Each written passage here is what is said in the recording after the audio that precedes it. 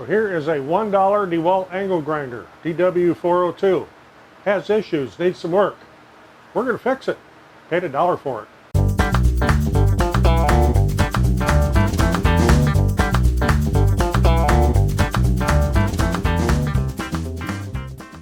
I'm Roger, welcome to the shop, and what I have sitting in front of me here is a DeWalt DW402 angle grinder, and it has some issues. Number one, it needs a cord. I think you can see that there. It's not just pulled out of the grip here, it's actually separated, and it's all crackly and nasty, so it'll be getting a new cord. The other problem with it is on the paddle switch right here. If you ever used one of these, you know, you take your finger and you kick the little safety up, then you can push the paddle switch down. That's missing. Therefore, if you laid this down wrong, this thing's going to take off. So I'll be ordering some parts and getting that part replaced in there. Doesn't have the arbor nut or the washers. I happen to have some extras. I have other DeWalt angle grinders, or I could just put a wire brush on it. But it does run.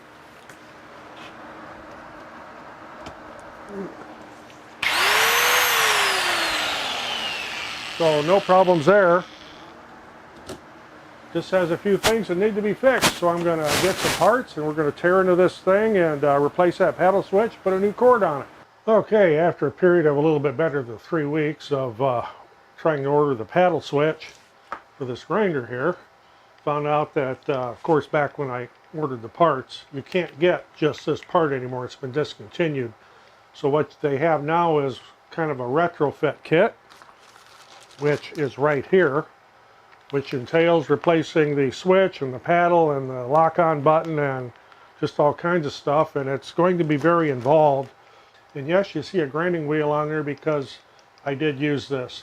This DW402 grinder operates just like it should. You just, of course, with the broken paddle switch on here, no safety. You got to remember when you lay it down to lay it down this way and not this way, because if it hits that switch, it'll run away.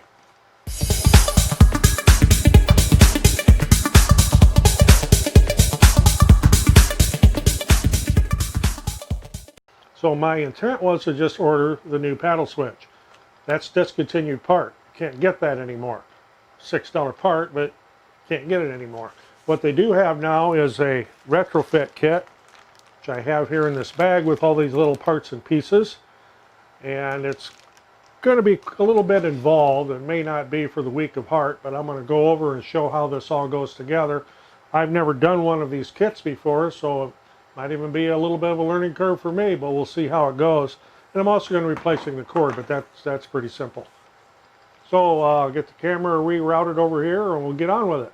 Okay, I got this kit unpacked here. There's some little tiny pieces of a little insulator and a little spring and a little brass something or other there that not real sure what that's for yet.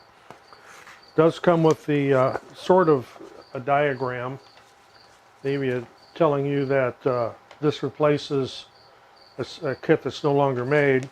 And then there's some very brief directions on the back as far as hooking the switch up. So we're going to get this taken apart. You get a new back shell for it to fit the new arrangement, I guess.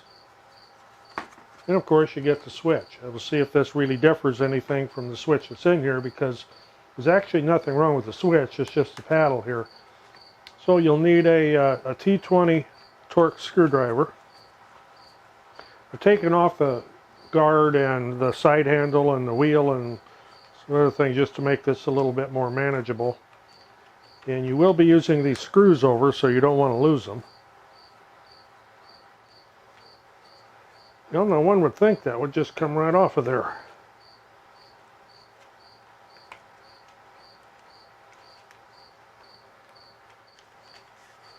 Well, there we go.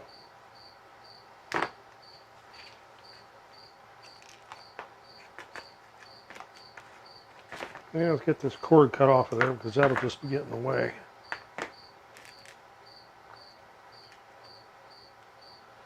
And yes, the switch is completely different.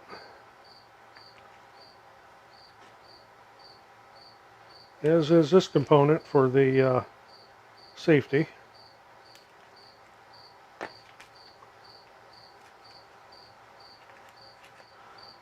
And by the looks of things, this just unplugs the old switch assembly.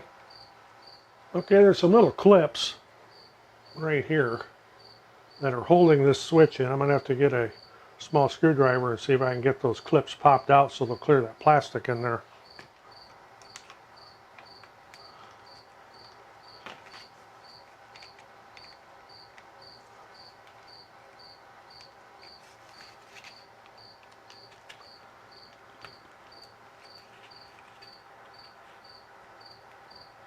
There we go.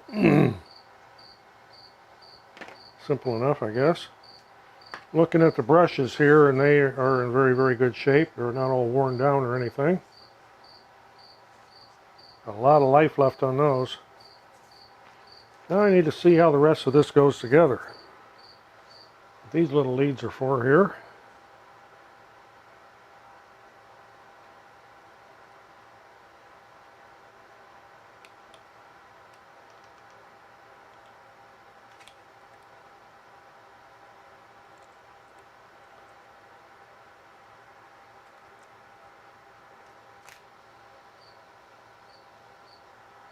They push on to where the old switch used to connect to with some effort.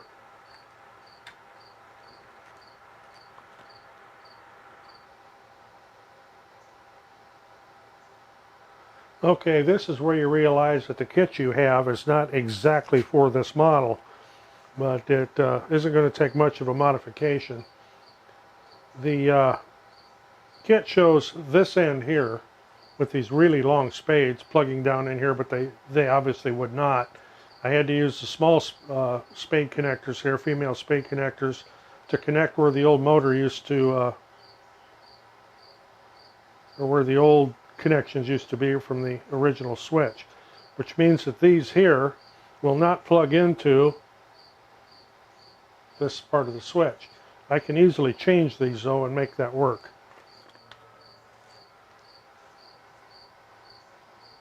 So I'll be swapping out the these long spades on here on the wires with these little female spade connectors.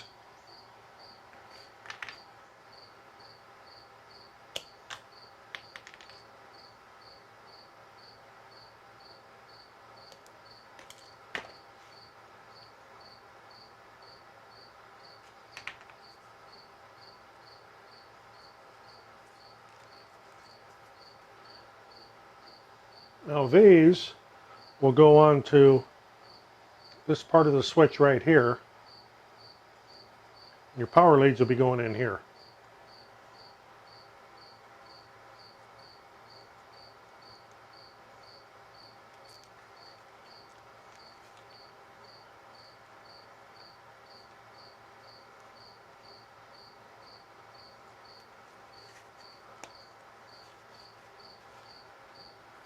So I guess that'd be a good time to get the power wire here too. I just have some bulk cord I'm using. I didn't buy the actual kit cord because that was a little pricey for what it was.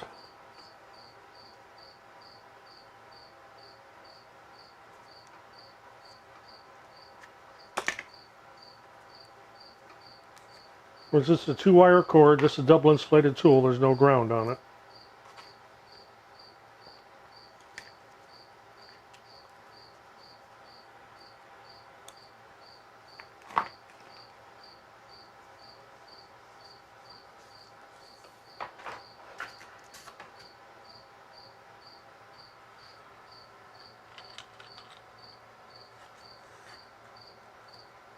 And those are too big.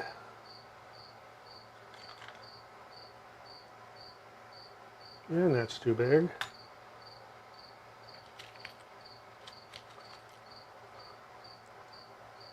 There's one. I think I'm going to use rings here instead of forks. That way I know it'll never come out. Find two the same size here. There's another one. Nope, no it isn't.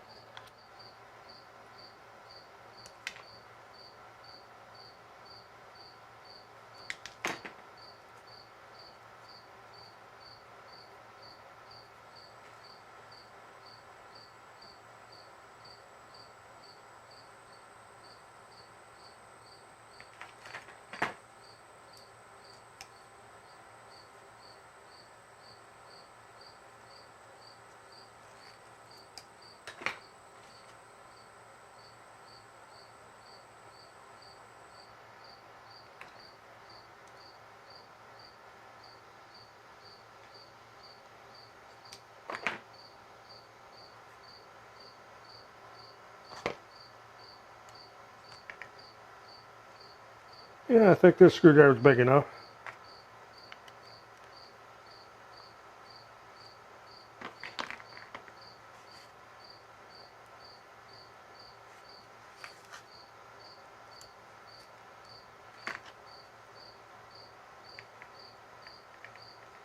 There is no polarity here. Doesn't make any difference which one goes where.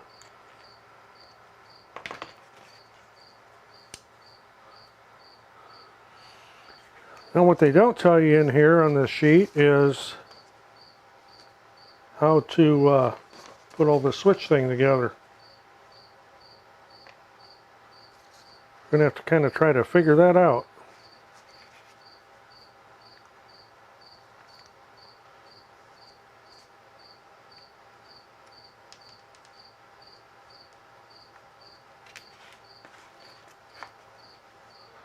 It's going to sit like so.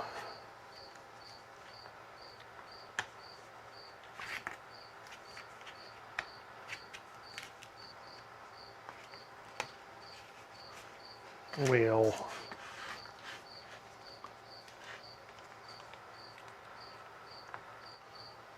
okay, see where that goes.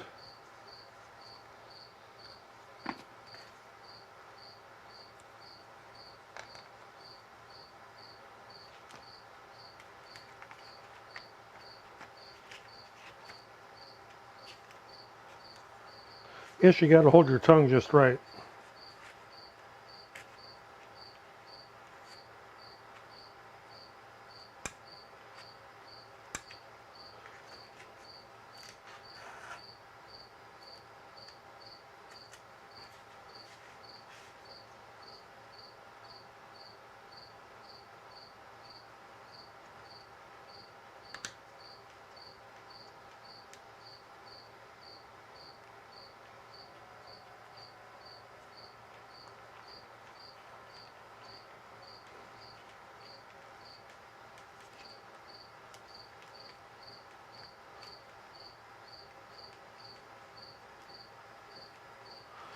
Very tight fit there where the wires go.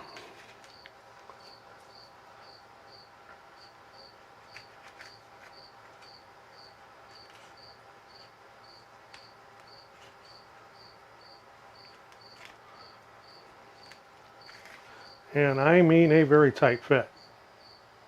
It'll look like this when you're done.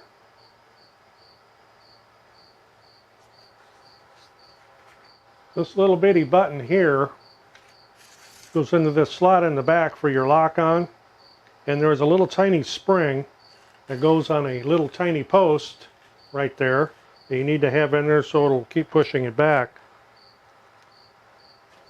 The other option is you have this lock-on button delete, and right now I'm really debating whether I want to have a lock-on on this or not. I don't really like having the lock-ons on a grinder.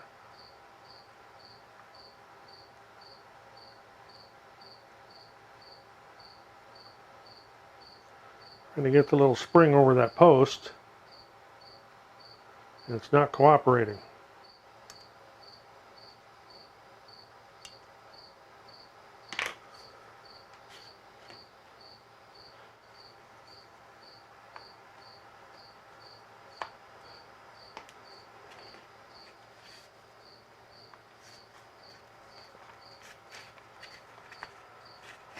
The other half put on. It's going to look weird with the front half of this all being nasty looking and the back half all nice new looking. Put the screws back in. Check this for safety works well. Okay, I guess next would be putting a cord cap on the other end of this cord. I made this kind of long. I made a 10-foot cord. I'll just use the one that had been replaced off the old one here. 3-wire cord cap doesn't need to be, but that's what I got, so that's what I'm going to use. Pretty much everything anymore is 3-wire anyway. When you're doing these, don't forget to put this piece on first. Otherwise, you'll put the other part on and see that laying on the table, and it'll kind of tick you off.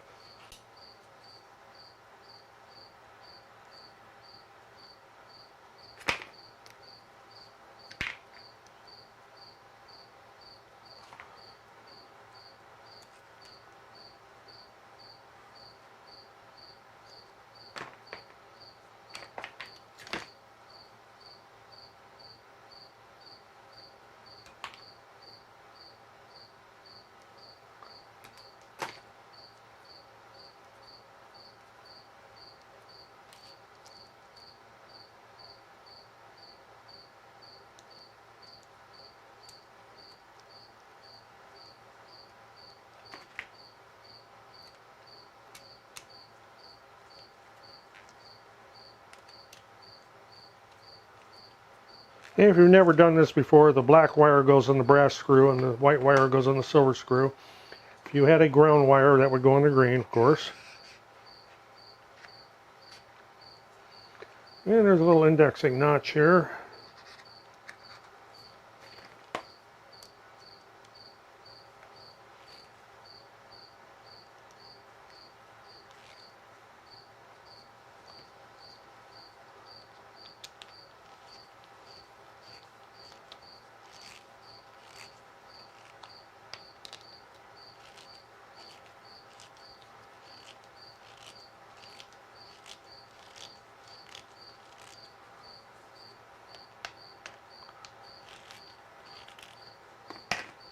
And we'll give it a test.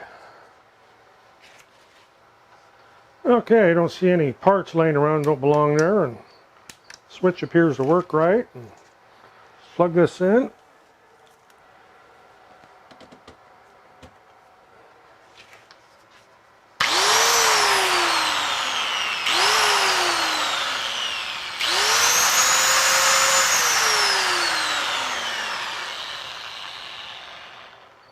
And no more accidental starting up. Okay, there we have it. Got her running. Now, of course, I'll put the guard back on it and all that kind of good stuff after I clean the head up here a little bit gnarly. That's what's involved in putting a switch kit in one of these DeWalt DW402 grinders. I've got very little invested in this. The switch kit I think was $19 or $20. And it came from a place called 1-800 Tool Repair out of Goodlettsville, Tennessee. I ordered it on the 19th of August. It shipped on the 21st or something like that. But I didn't get it until September 11th. And I don't blame the company. It's strictly with the Postal Service because I don't know, it just sat somewhere for a long time. I don't have an explanation for it. And every once in a while we ship things out from our e-commerce business, and what should be priority mail 2 or 3 days is sometimes 2 weeks. I don't know the reason for that. Not going to get into the political end of it either. Anyway, that's the system of putting the switch kit in one of these grinders. Obviously you saw I had to make a couple of modifications here because this kit wasn't exactly specifically for this grinder, although it did work fine. You may not have, you know, assortments of wire terminals like this. I've got lots of these because I used to be an electrician. So I've got quite the assortment and lots of different sizes, hence it was easier for me to find the right parts to put on there.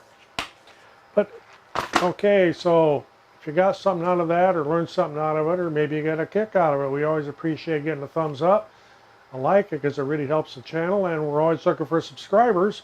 And next to that subscribe button is a little bell. If you hit that bell, you'll be notified when we post another video.